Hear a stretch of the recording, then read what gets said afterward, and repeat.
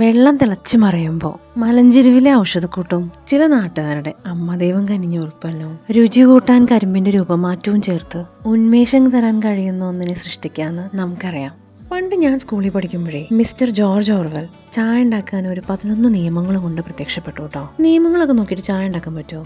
അതായിരുന്നു എൻ്റെ അന്നത്തെ ഉത്കണ്ഠ. അടുപ്പത്ത് വെച്ച് ചൂടായ കളിമൺ പാത്രത്തിലേക്ക് വളരെ കുറച്ചളവിൽ മാത്രം വെള്ളം ഒഴിച്ച് തിളച്ചു മറിയുമ്പോൾ അതിലേക്ക് ചായപ്പൊടി, ഇന്ത്യൻ അല്ലെങ്കിൽ ശ്രീലങ്കൻ, അതും ടീ ബാഗ് ഉപയോഗിക്കാതെ വളരെ കടുപ്പത്തിൽ നേരിട്ട് ചായപാത്രത്തിലേക്ക് ഇടാം. ചായ ഉണ്ടാക്കി കഴിഞ്ഞാൽ ചായപ്പൊടി അടിയിലേക്ക് വരാൻ വേണ്ടി സ്പൂണിട്ട് ഇളക്കിയ ശേഷം ചായപാത്രത്തിന്റെ അടുത്ത് തന്നെ വെച്ച സിലിണ്ടറിക്കൽ കപ്പിലേക്ക് ചായ ആദ്യം ഒഴിച്ചിട്ട് പാട നീക്കി പാലെടുത്ത് ഒഴിക്കുക. അവസാന നിയമം, പഞ്ചസാര വേണ്ടാന്ന്.